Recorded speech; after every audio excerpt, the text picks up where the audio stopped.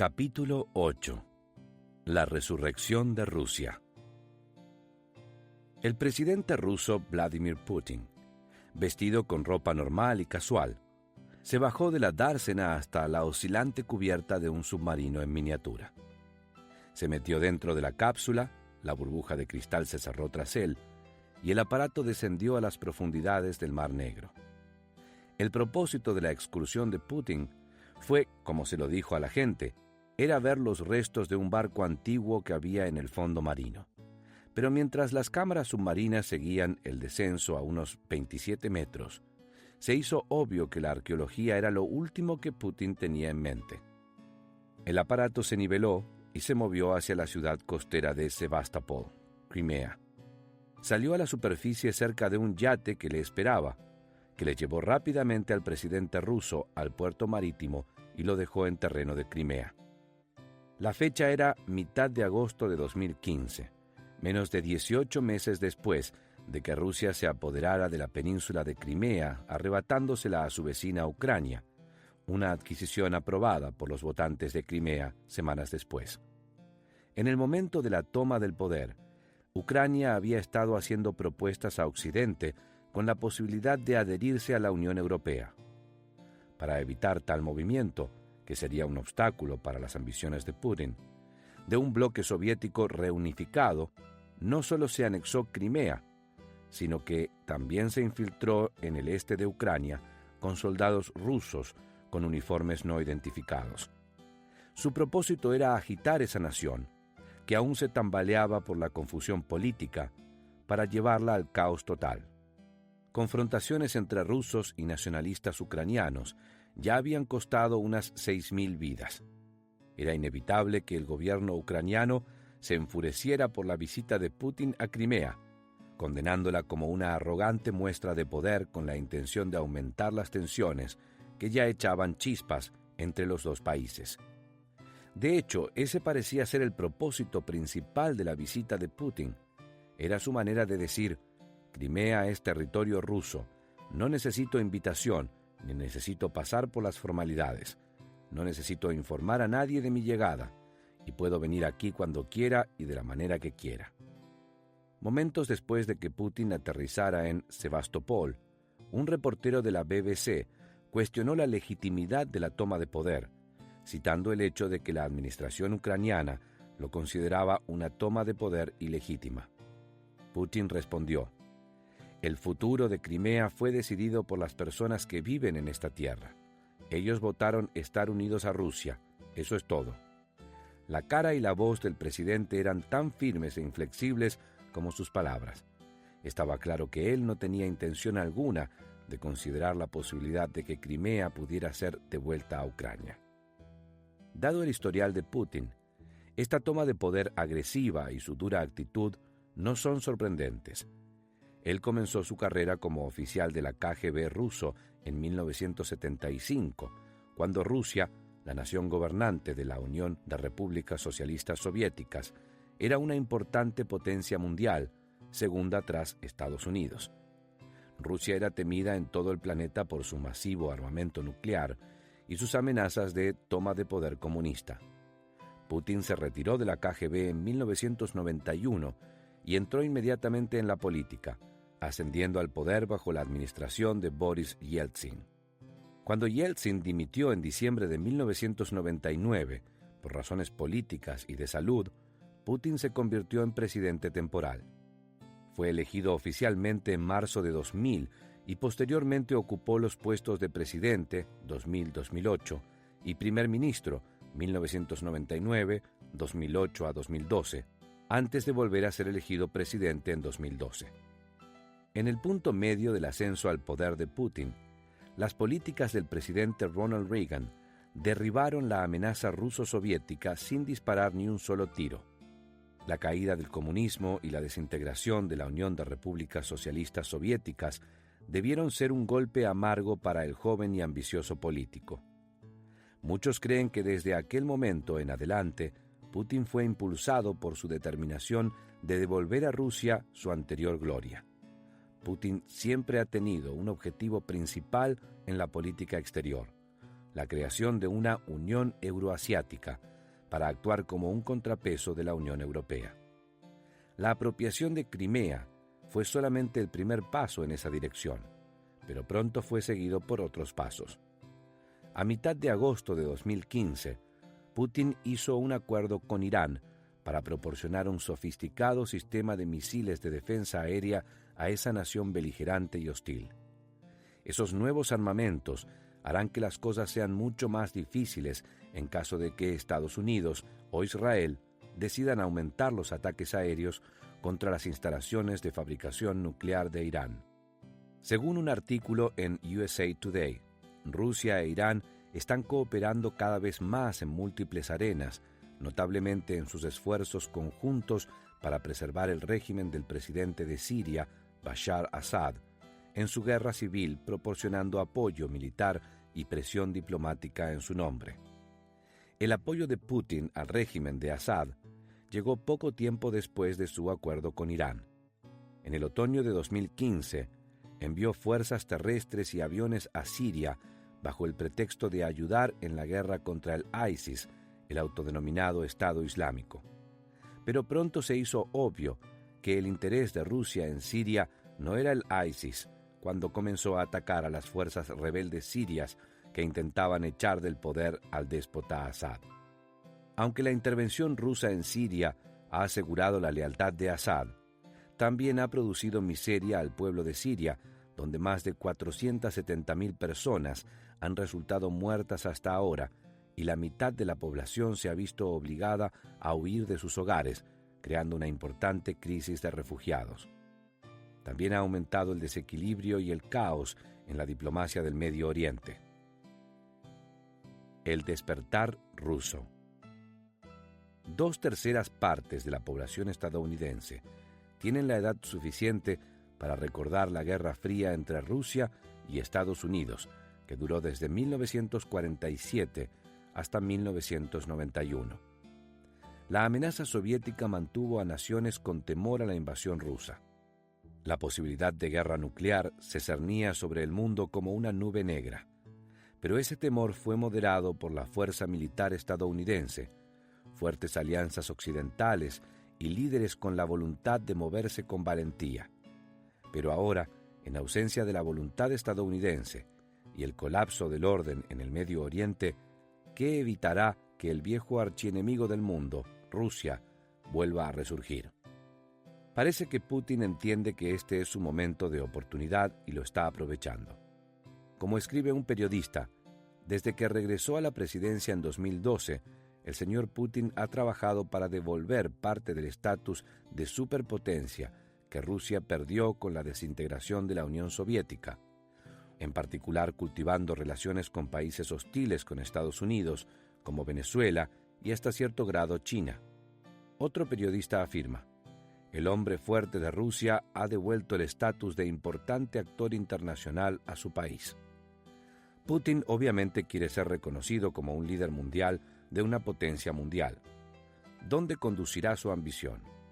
¿Saldrá el viejo oso ruso de su hibernación durante un cuarto de siglo y volverá a dar otra vez un rugido que sacudirá al mundo? Por mucho que nos gustaría pensar que las manipulaciones de Putin y sus apropiaciones de poder reflejan solamente las excentricidades de un soñador que se extralimita, tenemos buenas razones para creer que la amenaza rusa es real. De hecho, tenemos evidencia de que, en algún momento, Rusia desatará una guerra mundial crucial como nunca nadie haya visto o imaginado. Según el profeta Ezequiel, esto es seguro. Los movimientos agresivos de Rusia actualmente dejan una profunda huella en un futuro que se describe de modo explícito en la profecía de Ezequiel. La agresión rusa. Hace aproximadamente 2500 años, Ezequiel predijo el regreso al poder de Rusia en los últimos tiempos. En los capítulos 38 y 39 de su profecía, describió la invasión de la tierra de Israel por Rusia y una coalición de naciones principalmente islámicas.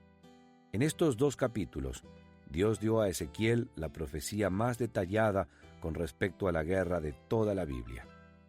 La profecía comienza con una lista de 10 nombres propios, uno de un hombre, Gog, y el resto de naciones que están en alianza y preparándose para una guerra enorme.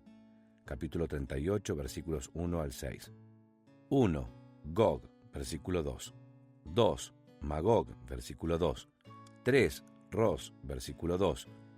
4. Masek, versículo 2. 5. Tubal, versículo 2. 6. Persia, versículo 5. 7. Etiopía, versículo 5. 8. Libia, versículo 5. 9. Gomer, versículo 6. 10. Togarma, versículo 6. La suposición rusa. No encontraremos el nombre Rusia en estos 2 capítulos proféticos o en ningún otro lugar en la Biblia, pero la nación que conocemos como Rusia figura de modo muy destacado en estas escrituras. En la lista de Ezequiel de 10 nombres propios, el tercer nombre, Ros, es el más importante, pues identifica la nación gobernada por el líder de la coalición que atacará a Israel. Tenemos al menos 2 fuertes razones para creer que Ros y Rusia son una y la misma. El argumento del idioma. El término Ros se encuentra 3 veces en la profecía de Ezequiel. Capítulo 38, versículo 2, capítulo 38, versículo 3 y capítulo 39, versículo 1. No es difícil ver la similitud fonética entre las palabras Ros y Rusia. El doctor John F. Walworth dice que en el estudio de cómo llegaron al idioma moderno las palabras antiguas, es bastante común que las consonantes permanezcan igual y las vocales cambien. En la palabra Ros, si cambiamos la vocal O por U, se convierte en la raíz de la palabra moderna Rusia. Wilhelm Chesenius, el famoso lexicográfico del siglo XIX, aumenta la certeza de esa suposición cuando nos asegura que Ros, en Ezequiel capítulos 38 y 39, es sin duda los rusos, que son mencionados por los escritores bizantinos del siglo X con el nombre de Ros. El argumento de la ubicación. Es significativo que la Biblia se refiera a la ubicación de Israel como en el medio de la tierra. Así ha dicho Jehová el Señor: esta es Jerusalén, la puse en medio de las naciones y de las tierras alrededor de ella. Capítulo 5, versículo 5. La palabra hebrea traducida como en medio, en este versículo, se traduce más literalmente como ombligo. Los rabinos judíos veían a Jerusalén como el centro de la brújula del mundo. Al igual que el ombligo está situado en el centro del cuerpo humano, así la tierra de Israel es el ombligo del mundo, situada en el centro del mundo, y Jerusalén en el centro de la tierra de Israel, y el santuario en el centro de Jerusalén, y el lugar santo en el centro del santuario, y el arca en el centro del lugar santo, y la primera piedra delante del lugar santo, porque de ella fue fundado el mundo. Los profetas asumían que Israel es el núcleo del mundo. Esto significa que donde quiera que encontremos puntos de la brújula o direcciones geográficas en la profecía, se dan en relación con la posición de Israel. Norte significa el norte de Israel, sur significa el sur de Israel, y así sucesivamente. El profeta Daniel utilizó el término Rey del Norte para describir al gobernador que se presenta en la profecía de Ezequiel y que dirigirá un ataque contra Israel en los últimos tiempos. Daniel capítulo 11, versículos 5 a 35. La profecía de Ezequiel engrana perfectamente con la de Daniel al decir que los ejércitos invasores llegarán a Israel desde el lejano norte. Ezequiel capítulo 38, versículos 6 y 15. En la traducción del hebreo en la Reina Valera 1960, la frase se traduce como de los confines del norte, es decir, el norte extremo. El doctor Walworth aclaró la importancia de esta especificación geográfica. Si tomamos cualquier mapa del mundo y trazamos una línea al norte de la tierra de Israel, inevitablemente llegamos a la nación de Rusia. En cuanto la línea se traza hasta el lejano norte, más allá de Asia Menor y el Mar Negro, está en Rusia y sigue estando en Rusia durante muchos cientos de kilómetros hasta el Círculo Ártico. Sobre la base de la geografía solamente parece bastante claro que la única nación a la que posiblemente podría hacerse referencia como proveniente del lejano norte sería la nación de Rusia. Solamente un país ocupa una posición geográfica en los confines del norte, con respecto a Israel. Esa nación es Rusia, cuya masa terrestre se extiende desde el Báltico hasta los mares de Bering. La Alianza Rusa. Ahora que hemos identificado la Rus de Ezequiel como la Rusia del presente, regresaremos a los otros nombres enumerados al comienzo de su profecía, nombres que identifican al líder y las naciones que forman la alianza que atacará a Israel. El comandante de la alianza. Los dos primeros versículos de Ezequiel capítulo 38 dicen: «Vino a mí palabra de Jehová, diciendo: Hijo de hombre, pon tu rostro contra Gog en tierra de Magog, príncipe soberano de Masec y Tubal». La palabra Gog se encuentra 12 veces en Ezequiel capítulo 38 y capítulo 39, y significa alto, supremo, una cumbre o un monte alto. Contrariamente a los otros nombres en esta profecía, Gog se refiere no a una nación, sino a una persona. Varias veces en estos capítulos, Dios habla a Gog como alguien que habla a un individuo.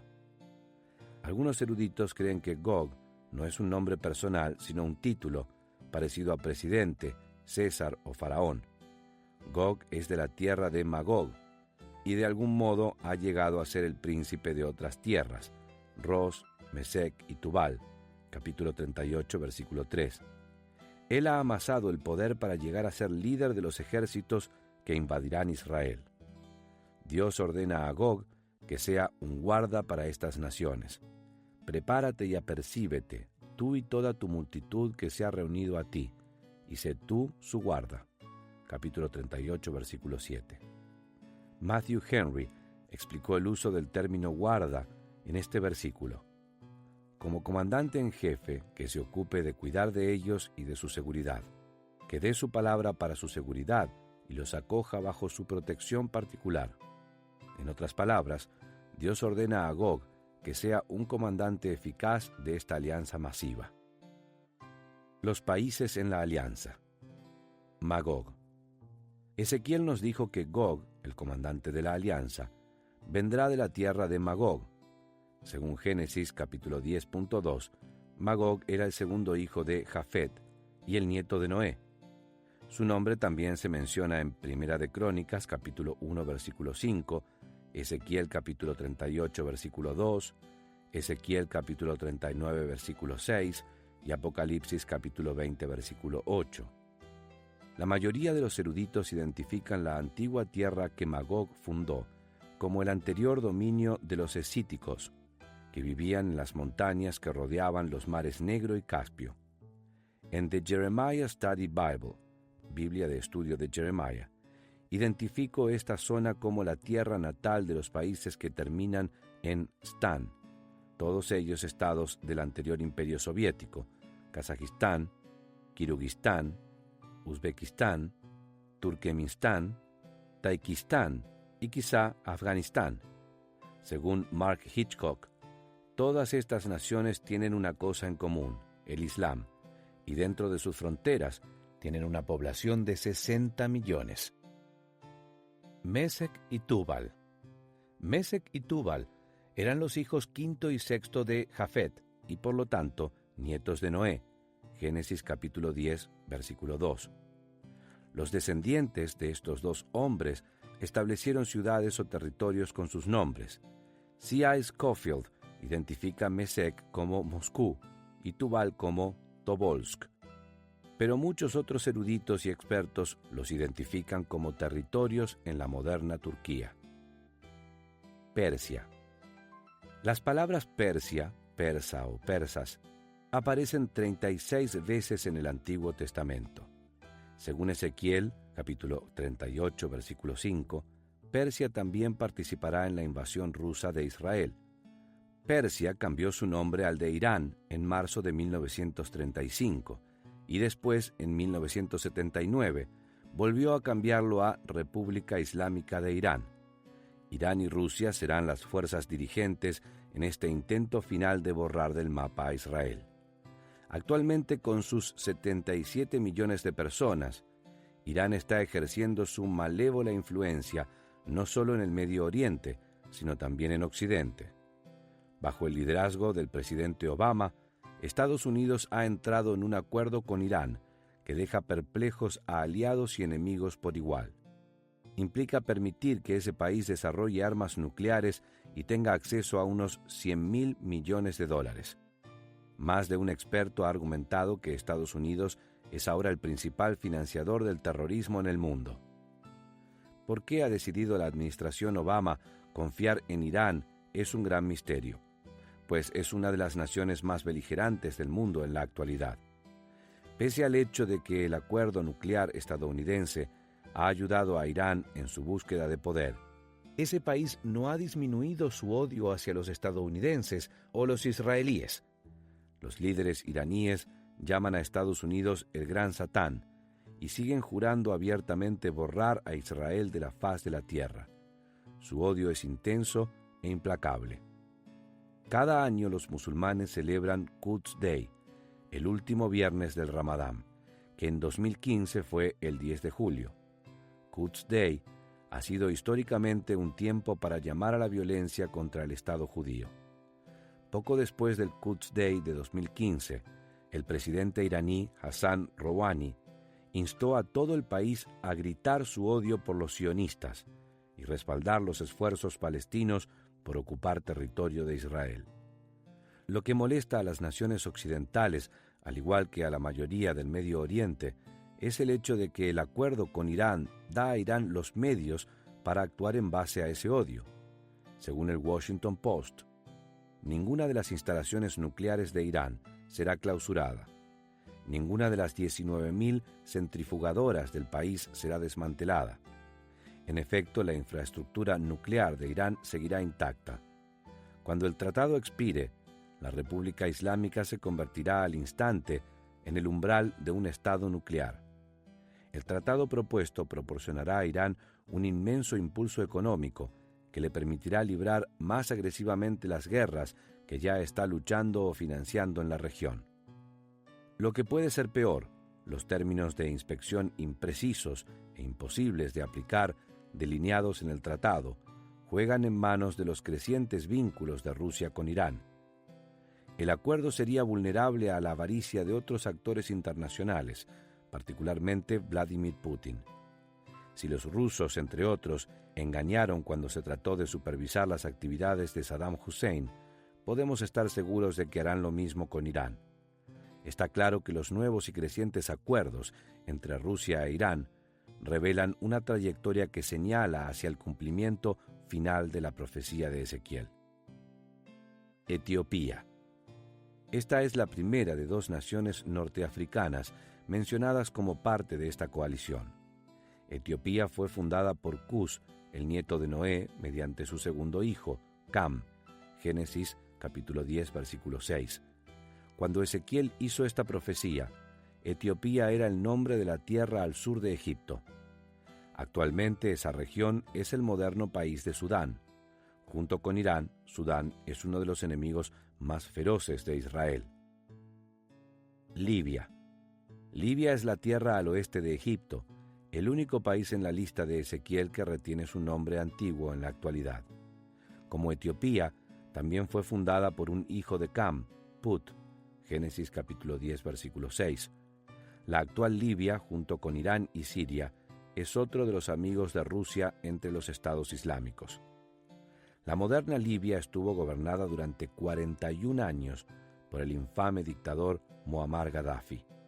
Él resultó muerto en la estela de las revueltas de la Primavera Árabe de 2011, en la cual rebeldes en varios países árabes intentaron derrocar a gobiernos dictatoriales.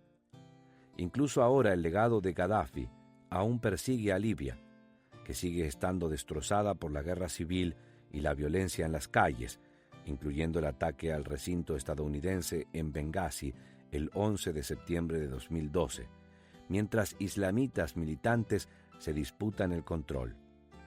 El actual gobierno libio está renovando sus vínculos con Rusia con la esperanza de comprar armamento militar. Gomer. Gomer fue el primer hijo de Jafet y el nieto de Noé, capítulo 10, versículos 2 y 3.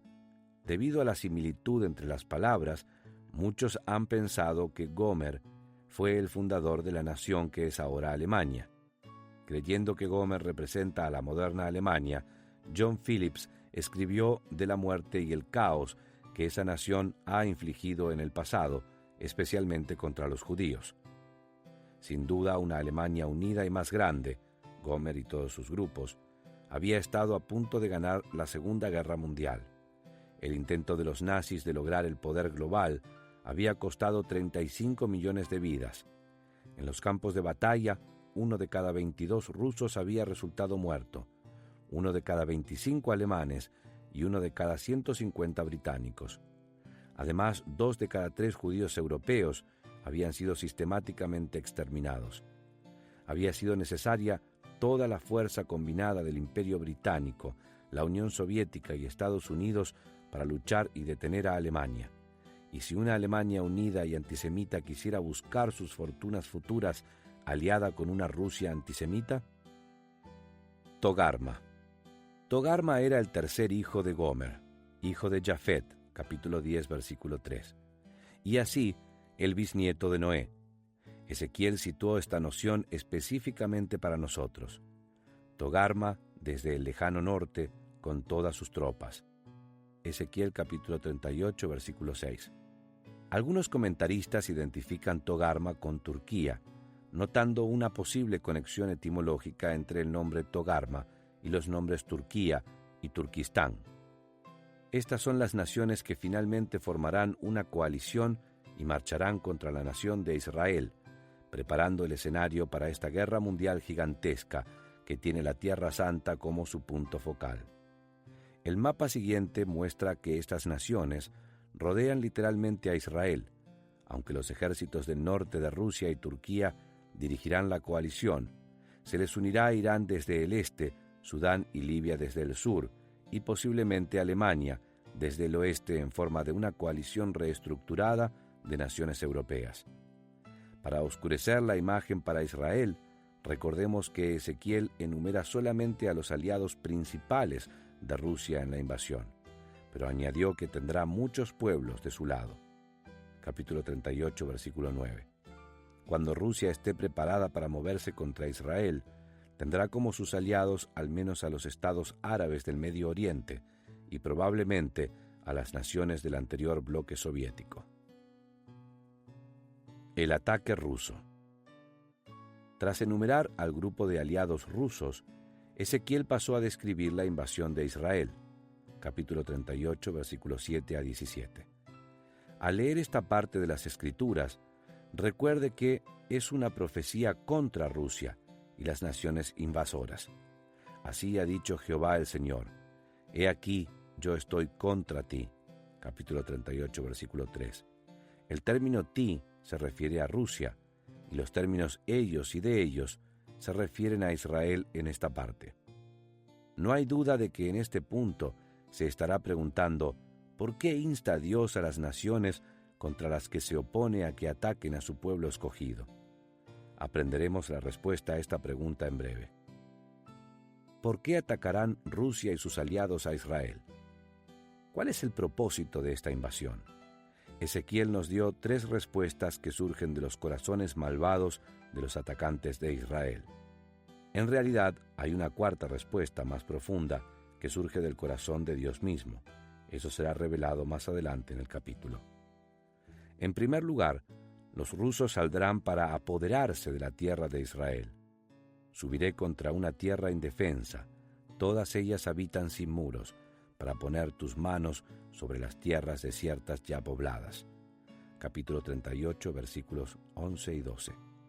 En segundo lugar, el propósito será robar la riqueza de Israel, para arrebatar despojos y para tomar botín, para quitar plata y oro, para tomar ganados y posesiones, para tomar grandes despojos.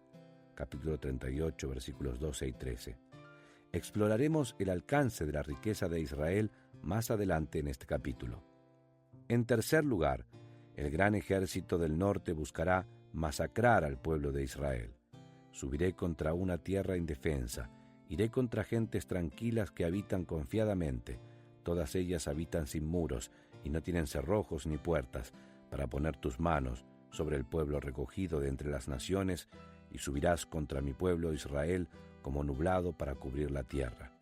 Capítulo 38, versículos 11, 12, 16. Ya hemos observado el odio islámico hacia Israel, un odio que ha existido desde que Abraham exilió a Ismael de la presencia de Isaac. Génesis capítulo 21, versículos 8 a 19. Ese odio solamente puede ser satisfecho por la aniquilación de la nación judía. ¿Dónde ocurrirá la invasión rusa? Ezequiel identificó el país a ser invadido como la tierra salvada de la espada, recogida de muchos pueblos, a los montes de Israel. Ezequiel capítulo 38, versículo 8. Al menos 5 veces en el capítulo 38, Ezequiel afirmó que Israel será el objetivo de la coalición rusa. Solamente este hecho hace que la profecía de Ezequiel sea sorprendente, porque Israel es una de las naciones más pequeñas de la tierra. Tiene una 19ª parte del tamaño de California y apenas alcanza el tamaño de Nueva Jersey. Rusia es 785 veces mayor que Israel. Israel mide aproximadamente 467 kilómetros en su lado más largo, 137 kilómetros en su lado más ancho y 14 kilómetros en su lado más estrecho. Sin embargo, aquí la nación está en el centro de una de las guerras globales finales del mundo, el objetivo de una coalición masiva dirigida por una superpotencia mundial. ¿Cuándo se producirá la invasión? Ezequiel profetizó que deben tener lugar 3 acontecimientos antes de que Rusia invada a Israel. 2 de esos acontecimientos ya son historia, el tercero aún ha de cumplirse. Israel debe estar presente en su tierra. Ezequiel nos dijo 6 veces en los capítulos 38 y 39 que el disperso pueblo de Israel será reunido en su tierra natal original.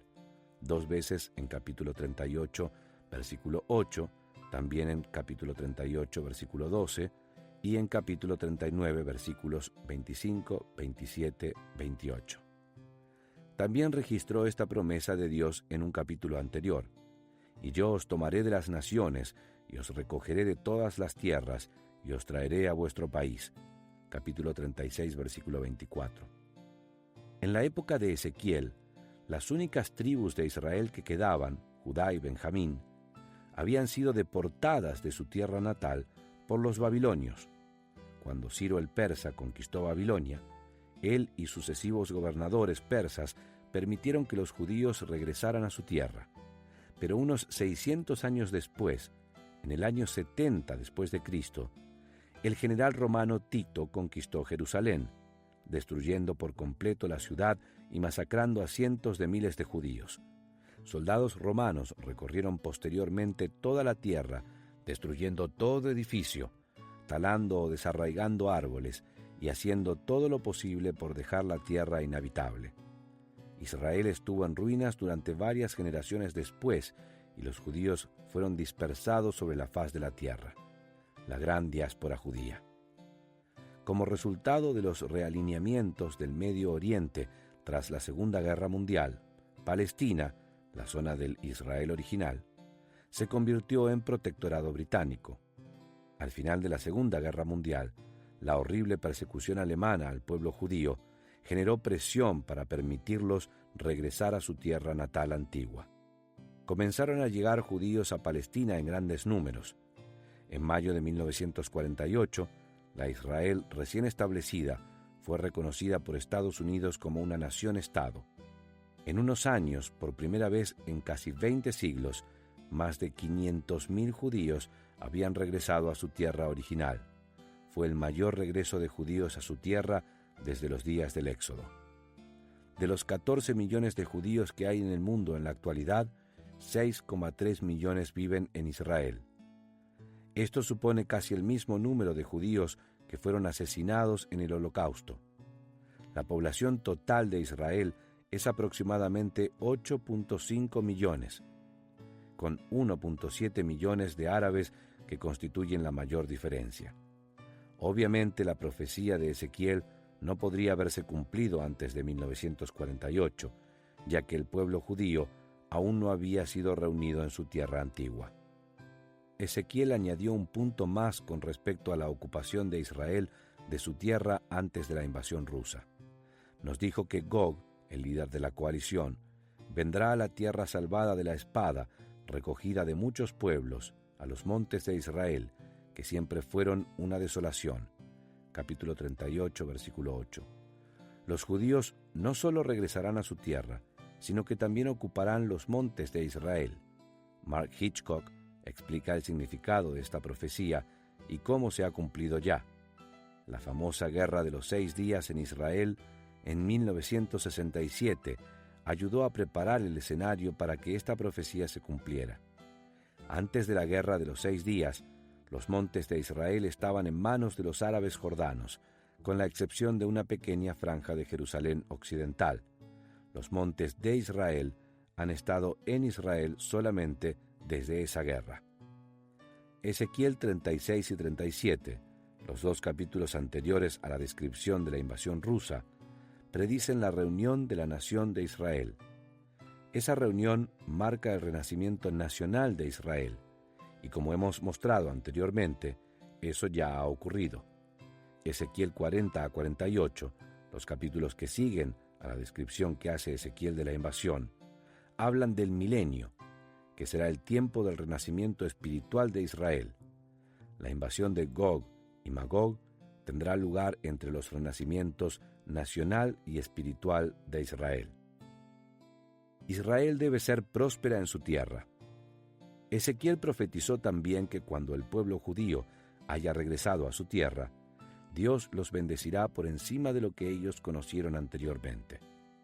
Multiplicaré sobre vosotros hombres y ganado, y serán multiplicados y crecerán, y os haré morar como solíais antiguamente, y os haré mayor bien que en vuestros principios, y sabréis que yo soy Jehová.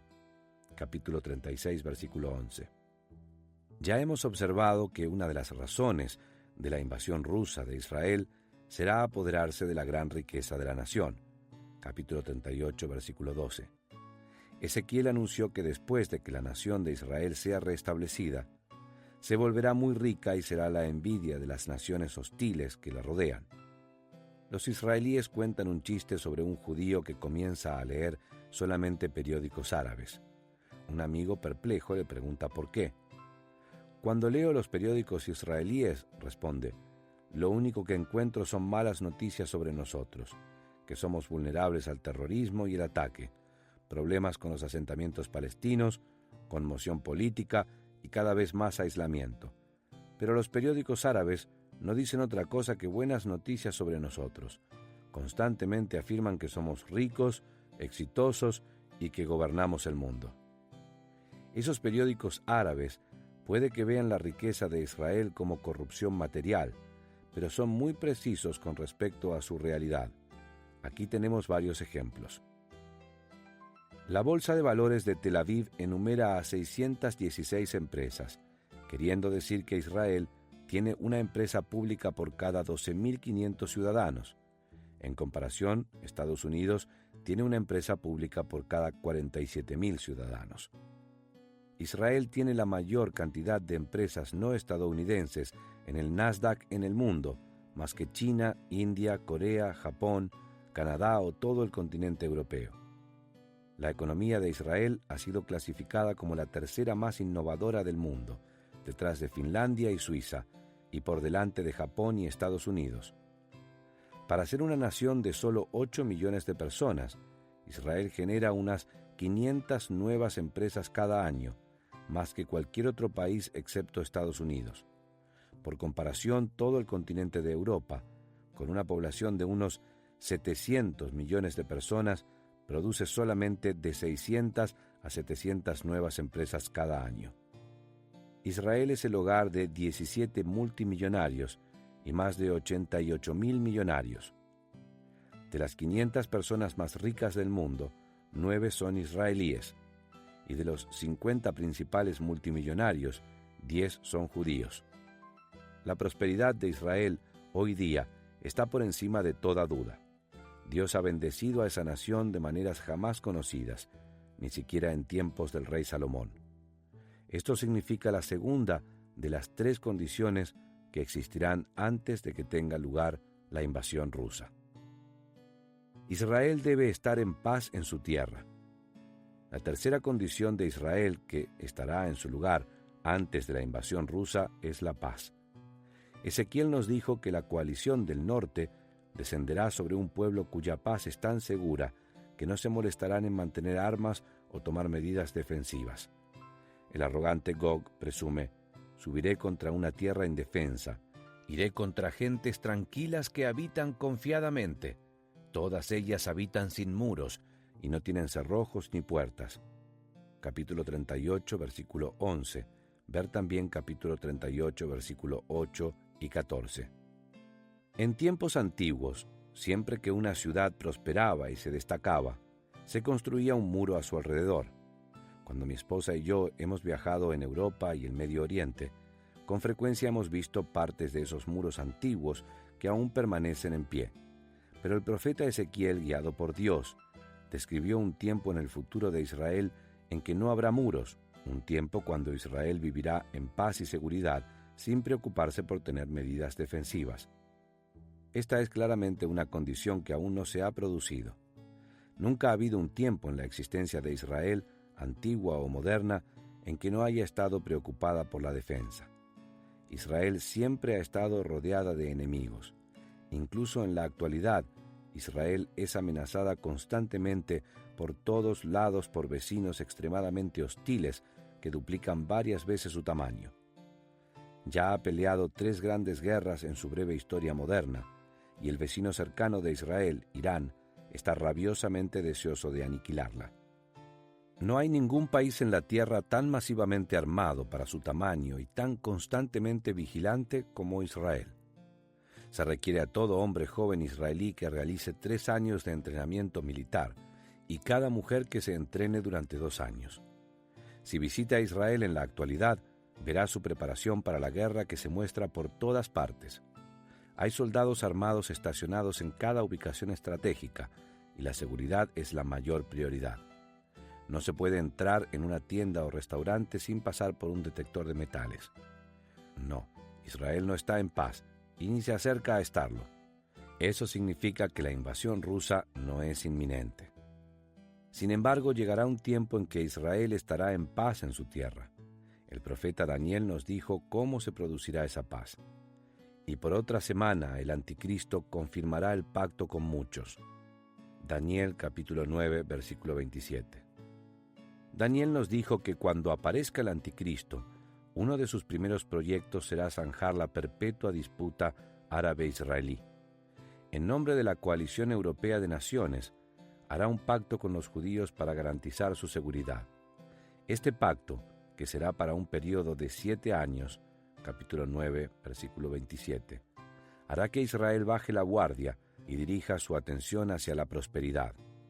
Israel será por primera vez una nación de pueblos sin muros y por lo tanto un objetivo preparado para la agresión rusa.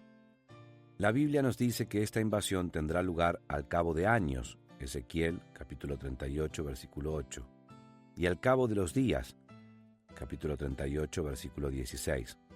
Según J. Dwight Pentecost, los términos al cabo de años y al cabo de los días hacen referencia específica a los últimos años y días del trato de Dios con la nación de Israel, que, ya que es antes de la era milenial, Ezequiel capítulo 40, debe tener lugar durante el trato de Dios con Israel en la semana 17 de la profecía de Daniel, el período de 7 años de tribulación. Así, tenemos precisado el tiempo de la invasión rusa de Israel. Para resumir, llegará después de que Israel regrese a su tierra, después de que se haya vuelto muy próspera y después de la implementación del Tratado de Paz de 7 años con el Anticristo. La aniquilación rusa. Cualquiera que observe el avance de esta horda de ejércitos ya habrá pronunciado el destino de Israel. Israel siempre ha estado sobrepasado en número en sus guerras, pero en esta ocasión habrá un desequilibrio tan inmenso que no habrá forma humana de que la nación sobreviva. Aquí tenemos la descripción que hace Ezequiel del avance de la coalición. Vendrás de tu lugar, de las regiones del norte, tú y muchos pueblos contigo, gran multitud y poderoso ejército, y subirás contra mi pueblo Israel como nublado para cubrir la tierra. Capítulo 38, versículos 15 y 16. Algunos han sugerido que la referencia a un nublado significa ataques aéreos masivos, pero es más probable que el profeta utilizó esta metáfora para describir la naturaleza colosal de la invasión. Al igual que un nublado cubre la tierra con su sombra, así los ejércitos de la alianza rusa cubrirán la tierra de Israel. Lo que sucede después de esta asombrosa narrativa desafía a la imaginación.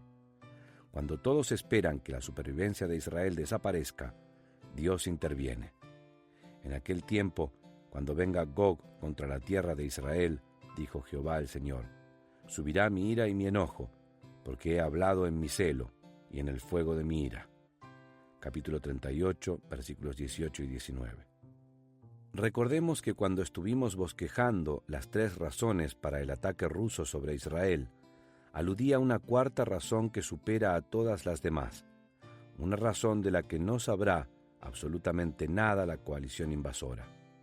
Esa razón es preparar el escenario para el castigo de Dios a Rusia y sus aliados por su historial de rebelión contra él. Aquí tenemos la explicación de Ezequiel. Y haré notorio mi santo nombre en medio de mi pueblo Israel, y nunca más dejaré profanar mi santo nombre, y sabrán las naciones que yo soy Jehová, el santo en Israel.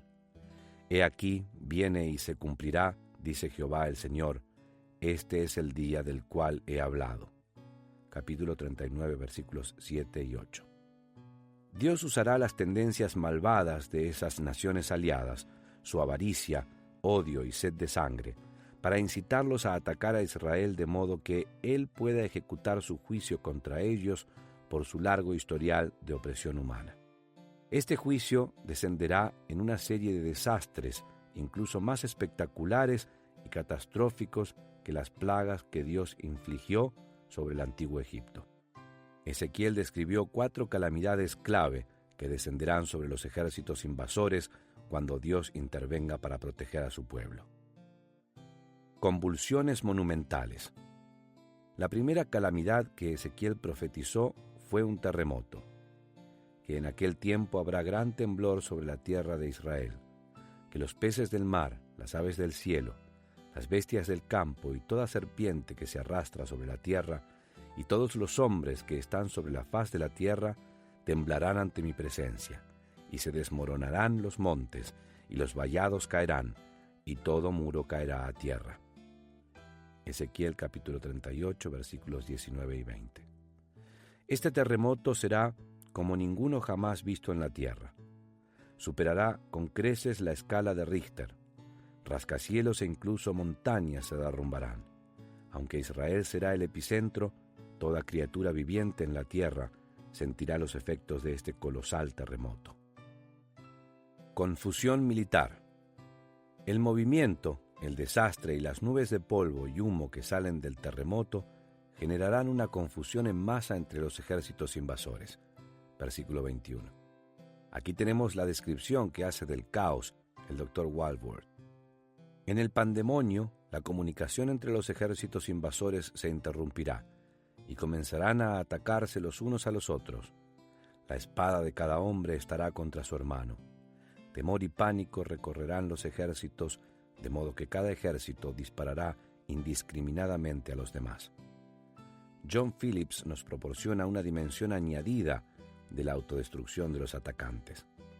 Los líderes rusos subestimarán el odio albergado por muchos grupos étnicos contra los rusos mismos. También los aliados de Rusia, aunque motivados por un odio común a Israel, probablemente estarán ya hartos de la arrogancia y el dominio ruso. En cualquiera de los casos, surgirá una revuelta que se ha cocido a fuego lento, y los invasores se volverán unos contra otros. Este acontecimiento será una repetición de otro similar en la historia de Israel, pero a una escala exponencialmente más grande. En los tiempos del rey Josafat, los enemigos de Israel se destruyeron a ellos mismos, volviéndose unos contra otros. Segunda de Crónicas, capítulo 20, versículos 22 a 25. Dios protegerá a su pueblo en el futuro como ha hecho en el pasado. Contagio generalizado. La tercera arma de Dios contra la coalición rusa será una epidemia de enfermedad, y yo litigaré contra él con pestilencia y con sangre. Ezequiel capítulo 38, versículo 22. Por todas partes habrá cadáveres sin enterrar, causando que una plaga maligna infecte la tierra. Otros miles de invasores morirán. Calamidades múltiples. Una avalancha de fuego y azufre caerá sobre Rusia y sus aliados, al igual que Dios hizo llover fuego y azufre sobre Sodoma y Gomorra. Versículo 22. Si los problemas de la coalición en el campo de batalla no fueran suficientes, estas calamidades infligidas por Dios se extenderán también hasta las tierras de Magog, y enviaré fuego sobre Magog y sobre los que moran con seguridad en las costas, y sabrán que yo soy Jehová. Ezequiel capítulo 39, versículo 6. Quienes permanezcan en casa en Magog no escaparán al castigo.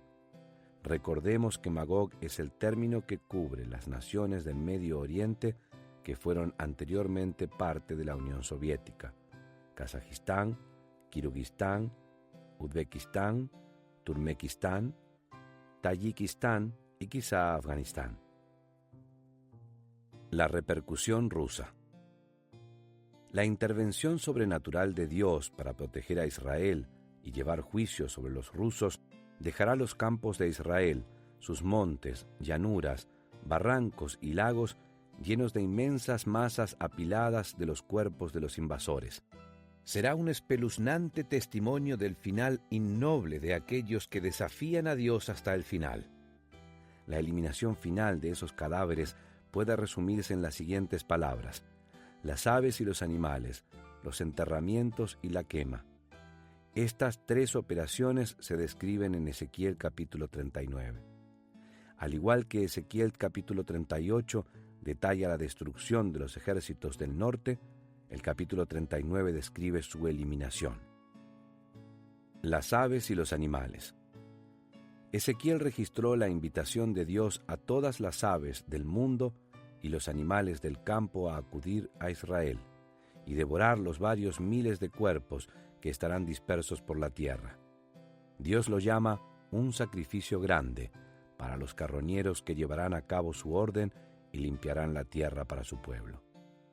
Juntaos y venid, reuníos de todas partes a mi víctima que sacrifico para vosotros, un sacrificio grande sobre los montes de Israel, y comeréis carne y beberéis sangre, comeréis carne de fuertes y beberéis sangre de príncipes de la tierra, comeréis grosura hasta saciaros, y beberéis hasta embriagaros de sangre de las víctimas que para vosotros sacrifiqué. Y os saciaréis sobre mi mesa, de caballos y de jinetes fuertes, y de todos los hombres de guerra, dice Jehová el Señor. Capítulo 39, versículos 17 a 20. La quema. No solo dejará masas de cuerpos la fallida invasión rusa, sino que también dejará por todas partes todo el equipamiento militar de la coalición en el paisaje. ¿Cómo serán eliminadas esas armas ahora inútiles? Y los moradores de las ciudades de Israel saldrán y encenderán y quemarán armas, escudos, paveses, arcos y saetas, dardos de mano y lanzas, y los quemarán en el fuego por 7 años. No traerán leña del campo, ni cortarán de los bosques, sino quemarán las armas en el fuego, y despojarán a sus despojadores, y robarán a los que les robaron, dice Jehová el Señor. Capítulo 39, versículos 9 y 10. Se necesitarán varios años para quemar el enorme número de armas que los aliados rusos dejarán en Israel. En un libro anterior hablé de una pregunta que la gente hace con frecuencia sobre esas armas. Ezequiel las describió como artefactos antiguos: escudos, paveses, arcos y saetas, dardos de mano y lanzas. Sabemos que esta batalla futura seguramente se luchará con armamento moderno sofisticado, rifles, artillería, tanques, aviones, bombas, misiles y posiblemente incluso armas nucleares. ¿No nos presenta Ezequiel una discrepancia anacrónica aquí? Como respuesta escribí que debemos permitir que prevalezca el sentido común en nuestra lectura de Ezequiel. Él hizo lo que han hecho todos los profetas. Habló del futuro utilizando términos y descripciones que él y la gente de su tiempo entenderían. Si hubiera escrito sobre tanques, misiles y bombas, quienes vivirían en su época habrían quedado totalmente desconcertados y su mensaje no habría tenido significado alguno para ellos. Las sepulturas. Los buitres y los animales carroñeros que Dios invitará a devorar los cuerpos de los invasores caídos dejarán un residuo de huesos y otras partes incomibles. Será necesario que los israelíes entierren lo que hayan dejado los animales carroñeros. En el siguiente pasaje, Dios especifica el lugar de la sepultura. En aquel tiempo yo daré a Gog lugar para sepultura allí en Israel, el valle de los que pasan al oriente del mar, y obstruirá el paso a los transeúntes, pues allí enterrarán a Gog y a toda su multitud, y lo llamarán el valle de Hamón Gog. Y la casa de Israel los estará enterrando por 7 meses para limpiar la tierra. Capítulo 39, versículos 11 y 12. El hecho de que serán necesarios 7 meses para enterrar a los muertos nos da una indicación del tamaño gigantesco del ejército invasor. Antes de declarar completo el proceso de sepultar, Israel designará grupos de búsqueda para examinar toda la tierra en busca de cuerpos o partes corporales que hayan quedado y que pudieran haberse pasado por alto. Capítulo 39, versículos 13 a 16. Solamente cuando estén completas las sepulturas, la tierra podrá ser declarada ceremonialmente limpia otra vez. Números, capítulo 19, versículos 11 a 22. La diligencia rusa. En Ezequiel capítulos 38 y 39 encontramos una convincente profecía acerca de la destrucción final de Rusia, una nación que por mucho tiempo ha sido antagonista hacia Dios y perturbadora del orden del mundo. En los acontecimientos mundiales actuales podemos ver el carácter histórico de esa nación afirmándose una vez más mientras pretende ampliar su poder y su influencia perturbadora, especialmente en el Medio Oriente. Es solamente cuestión de tiempo que Rusia extienda sus malignas garras hacia la nación libre y rica de Israel. En estos mismos capítulos, Ezequiel también contó la historia de otra nación, una mera franja de terreno rodeada por enemigos, cada vez más aislada por los aliados, y que batalla para mantener su existencia. Esta nación, por supuesto, es Israel, la nación escogida de Dios, que con frecuencia a lo largo de su atormentada historia no ha escogido a Dios. Pero Dios ha prometido a Israel un futuro glorioso, y como muestran estos 2 capítulos proféticos, Él cumplirá esa promesa de una manera que termina con un giro espectacular y satisfactorio. Ron Rhodes lo desarrolla. ¿Qué gran giro de los acontecimientos será? Las tropas invasoras llegarán con la intención de matar, pero ellas mismas resultarán muertas. Ellos creen que su poder es abrumador, pero terminan siendo abrumados por el poder más grande de Dios. Ellos llegan para apoderarse de una nueva tierra, Israel, pero en cambio terminan siendo enterrados en la tierra. El mundo entero seguramente se maravillará ante este giro de los acontecimientos. Sí, el mundo entero ciertamente se maravillará por cómo logró Dios 2 objetivos mediante un solo acto. Él derribará a un enemigo virulento y poderoso a la vez que preserva la existencia de su pueblo. Cuando esto suceda, el mundo no podrá evitar quedar asombrado ante el nombre y el poder de Dios. Y seré engrandecido y santificado, y seré conocido ante los ojos de muchas naciones, y sabrán que soy Jehová. Ezequiel capítulo 38, versículo 23. 5 veces en Ezequiel, capítulos 38 y 39, Dios repite este deseo de dar a conocer su nombre entre las naciones. Capítulo 38, versículo 16, capítulo 39, versículos 6 y 7. He escuchado a algunos caracterizar este deseo de Dios con frecuencia repetido de ser conocido y glorificado como orgullo, arrogancia o megalomanía. Es una acusación hueca que indica un mal entendimiento de la gloria de Dios. Dios quiere que lo reconozcamos y lo adoremos no porque Él tenga ninguna necesidad de afirmación y reconocimiento, sino porque nosotros no tenemos ninguna otra vida sino en Él. Como dijo Pablo, porque en Él vivimos y nos movemos y somos. Hechos capítulo 17, versículo 28. Conocer y adorar a Dios es para nuestro beneficio, no para el de Él. Él sabe quién es Él y no necesita nuestro reconocimiento o alabanza para afirmarlo. Sin embargo, necesitamos reconocerlo y adorarlo. Necesitamos saber a quién pertenecemos y expresar nuestra adoración y alabanza por su amor y cuidado por nosotros. Puedo entender por qué las personas tiemblan ante los titulares actuales. Las noticias diarias muestran una alarmante desintegración del orden y la seguridad mundial, el odio y la inestabilidad en el Medio Oriente, los estruendos cada vez mayores de Rusia y la incapacidad de Estados Unidos para ejercer su poder tradicional para mantener en equilibrio esas tensiones. Vemos un creciente desorden ahora y caos por delante, y nos preguntamos si Dios ha alejado su rostro de nosotros. Hace algunos años, el difunto pastor y autor Ray Stedman tenía programado hablar en una conferencia teológica en Inglaterra. Las reuniones se realizaban en una capilla metodista en algún lugar entre Cambridge y Londres. Cada sesión de la conferencia comenzaba con un tiempo de cantos y la capilla entera de cristianos que cantaban con todo su corazón levantaba hasta el techo del edificio. Una noche, el líder dirigió a los adoradores en el popular coro de Nuestro Dios reina.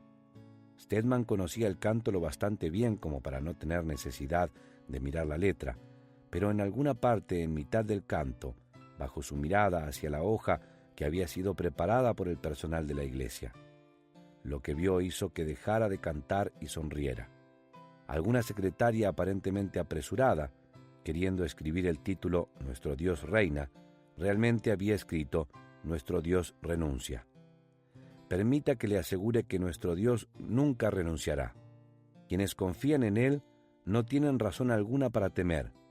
Cuando he leído Ezequiel, capítulos 38 y 39, una y otra vez, lo que destaca es la soberanía de Dios. Él tiene el control. Él orquesta todo este escenario a fin de demostrar al pueblo de Israel que Él es su Dios y es digno de su confianza.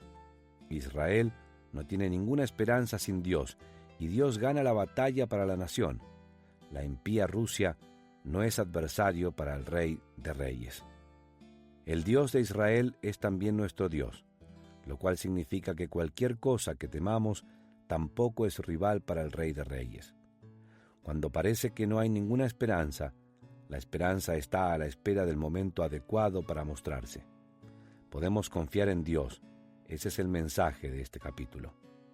Por lo tanto, cuando los ominosos titulares de la actualidad se lancen hacia usted, recuerde que su Dios es el Dios de justicia, y el mal no prevalecerá. Él es el Dios de amor, y protegerá a todo su pueblo como hace con Israel. Él es el Dios de verdad, y cumple sus promesas a pesar de todo. Finalmente, Él es el Dios del futuro. Él ya está allí, y conoce el mañana mejor que usted y yo conocemos el ayer. Aunque pueda parecer que las cosas están fuera de control, Dios no nos ha abandonado. Puede parecer, al igual que le habrá parecido a Israel, que las fuerzas que vienen hacia nosotros son formidables e irresistibles y no tenemos ninguna esperanza. No es así. El Señor está de nuestro lado. No debemos tener temor. Incontables icebergs van a la deriva en las heladas aguas de Groenlandia, algunos diminutos y otros gigantescos. Si los observamos con atención, veremos que a veces esos pequeños cuerpos se mueven en una dirección mientras que sus homólogos inmensos discurren hacia otra. La explicación es sencilla. Los vientos de la superficie empujan a los pequeños, mientras que las inmensas masas de hielo son movidas de un lado a otro por corrientes profundas del océano. Cuando nos enfrentamos a pruebas y tragedias, es útil ver nuestras vidas estando sujetas a dos fuerzas, vientos de superficie y corrientes del océano. Los vientos representan todo lo cambiante, impredecible e inquietante. Pero operando simultáneamente con estos vendavales, hay otra fuerza incluso más potente. Es el movimiento seguro de los propósitos sabios y soberanos de Dios, el profundo discurrir de su amor inmutable.